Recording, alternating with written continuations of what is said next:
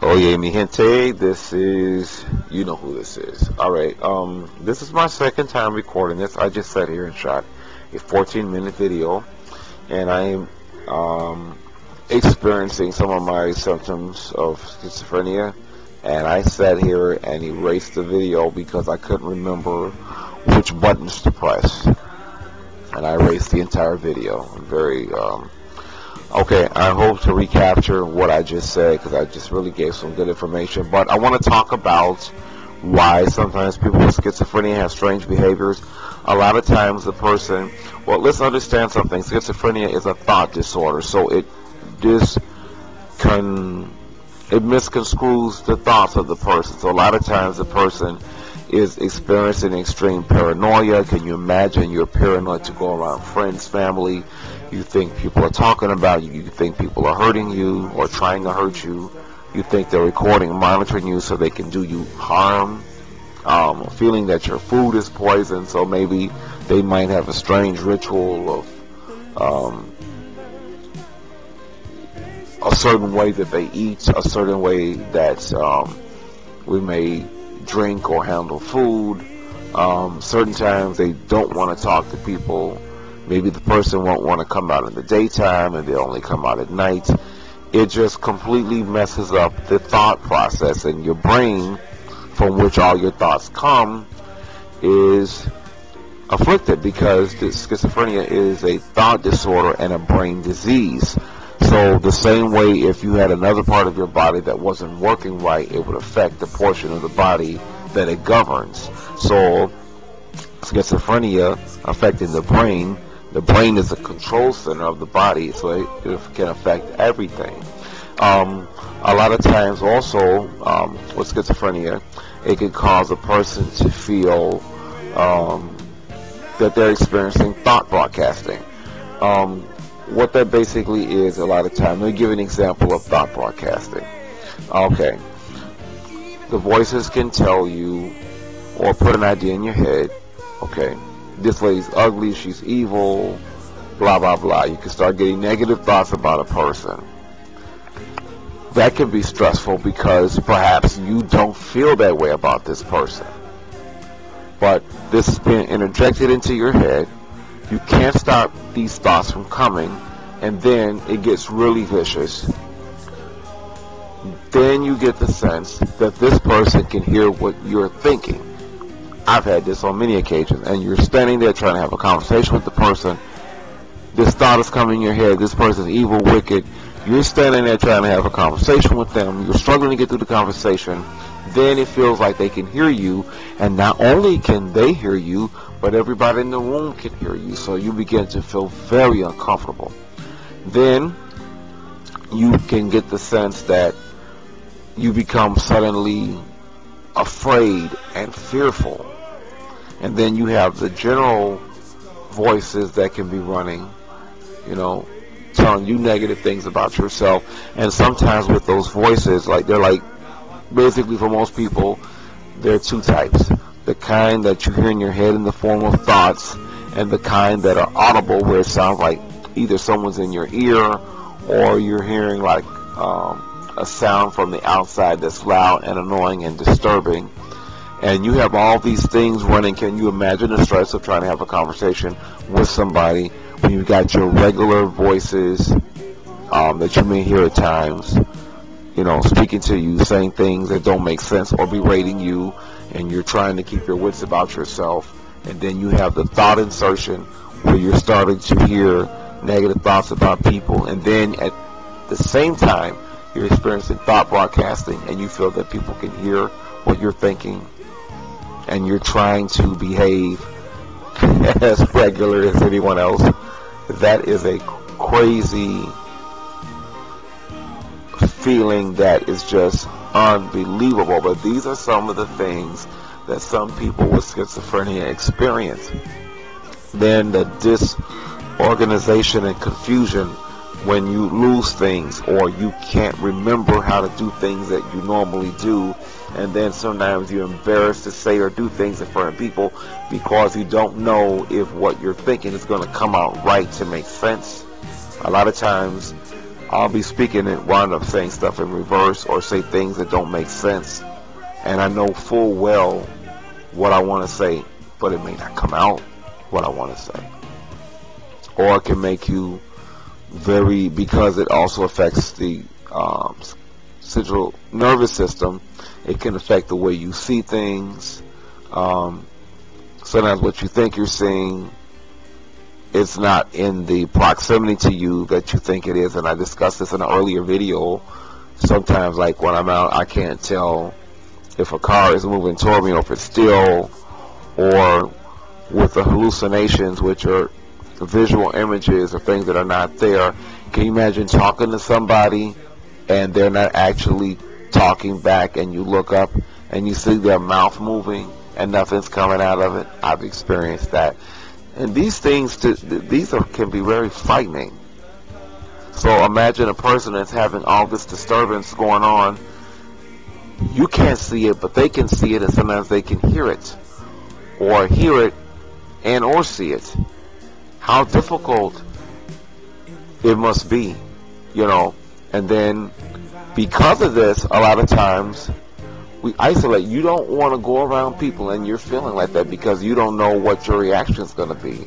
That's depending on how bad your illness is, because some people say, particularly for those that have disorganized schizophrenia, sometimes it can be so bad they're not even aware of trying to do anything to manage it or to mask it. So they're completely, a lot of times, out there. It's really difficult for people. My type of schizophrenia would be called not only schizoaffective, but if we just dealt with the schizophrenic portion of it, I would most likely say the paranoid type, because it makes me feel that way a lot, and it's very lonely because you're afraid of people. You don't want to go around people, and you do everything within your power to keep a distance from people. It's a awful feeling. It's very lonely, and then people don't understand your behavior, and then a lot of times to keep from trying to explain to people that you just avoid them. So most people with schizophrenia are very isolated, and generally will have only maybe one or two friends at that, and usually out of that circle it's like a family member. I am fortunate enough to have one family member that understands as much as that he can. He doesn't have it, but he's patient and he listens, and it makes a difference to have somebody there. But the person's condition with schizophrenia can really deteriorate the more if they don't have any support. That's why it's important to have a friend or family member that you can talk to that understands, to have a good doctor. They're hard to find. To have a good therapist. They're hard to find.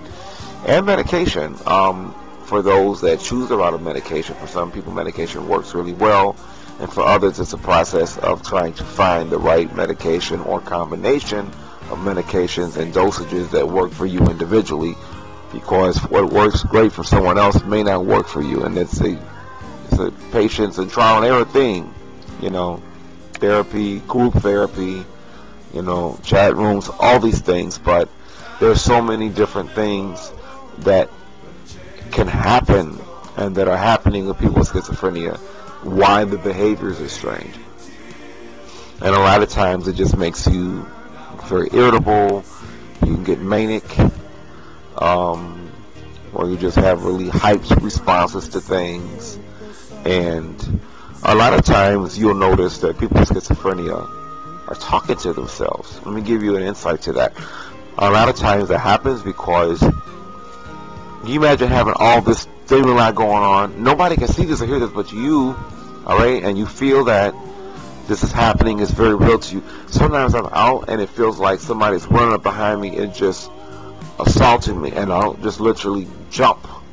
Nobody's there. I look around, nobody's there, but it feels like I just got hit, or somebody ran up and said something in my ear, or sometimes you look at a light and it's brighter than what it should be. All these things can be really, really frightening. I mean, downright frightening. And so a lot of times a person is experiencing this, and I'll say probably particularly a person with paranoid schizophrenia. This is a person that won't appear to have schizophrenia or mental illness, but actually could be very ill, but it just doesn't look like it. And they're trying to figure all this stuff out. And you go out and you get overstimulated by too many lights, sounds, and people. You get real agitated, you get real nervous and fearful and paranoid, and you're trying to sort all this out so that you don't appear this way to people.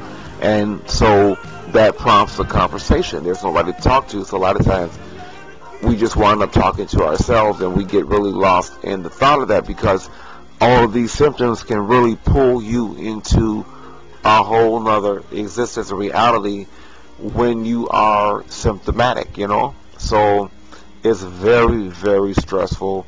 It can be embarrassing, and it can be hurtful.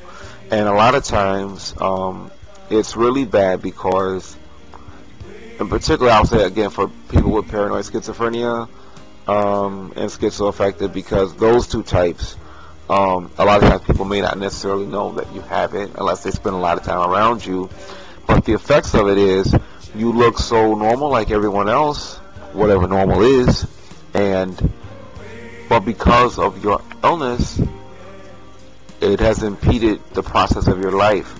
So most likely, in many cases, the person with schizoaffective or paranoid schizophrenia, and again, not everybody, but for a lot of us, it would have affected your performance in school, your ability to get work and keep work, to get a good job. So here you are, this person that looks and behaves outwardly most like anyone else, but maybe you don't have a job, you don't have money, you're forced to stay, you know, with other people, you may not have your own vehicle, all these different things, and you're one of the few people, or maybe the only person in your circle of people that you know who don't have any of these things. And then the stress comes and people want to do this and do that, go here, go there, and then they want to come by and see where you're staying, and then they see all of these things. They're like, well, what's wrong with you? Why don't you have a job? Why didn't you finish school? Why didn't you get married again? All these different things, or you don't have a relationship or whatever. It's hard enough trying to live with yourself and manage this, but then to try to do a relationship on top of it, a lot of people don't understand it. So you have a lot of people with schizophrenia that are single.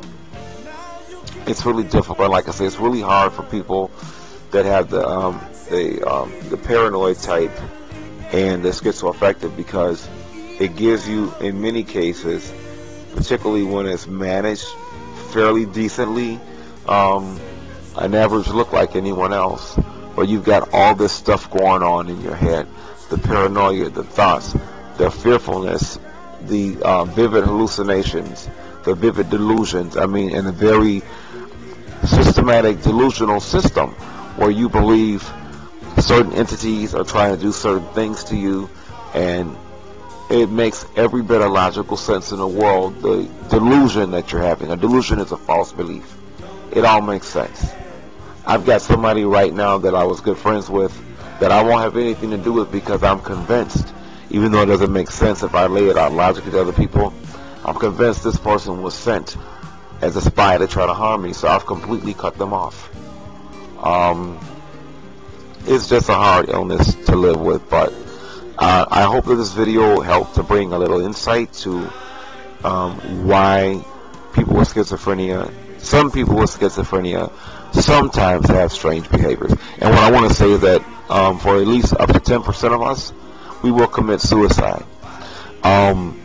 Many times it can happen during a delusional period where you think people are chasing you and you're trying to escape, or maybe you believe that you can fly, you got superpowers at that particular point when you're in your delusion or false belief. Or it can happen when you're in a normal pattern and not thinking or feeling like this, and you get depressed when you realize all the things that you don't have and all the problems that this illness has caused. Alright, live and love, mi gente. Te quiero. More to come.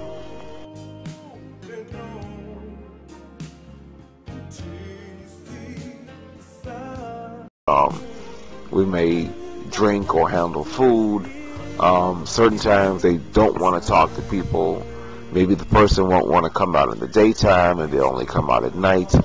It just completely messes up the thought process, and your brain, from which all your thoughts come, is afflicting some of my symptoms of schizophrenia.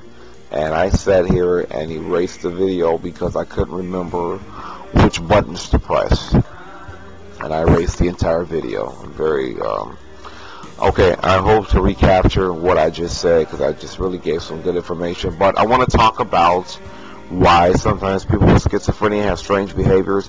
A lot of times the person, well, let's understand something. Schizophrenia is a thought disorder, so it misconstrues the thoughts of the person. So a lot of times the person is experiencing extreme paranoia. Can you imagine? You're paranoid to go around friends, family. You think people are talking about you. You think people are hurting you or trying to hurt you. You think they're recording and monitoring you so they can do you harm. Feeling that your food is poison, so maybe they might have a strange ritual of a certain way that they eat, a certain way that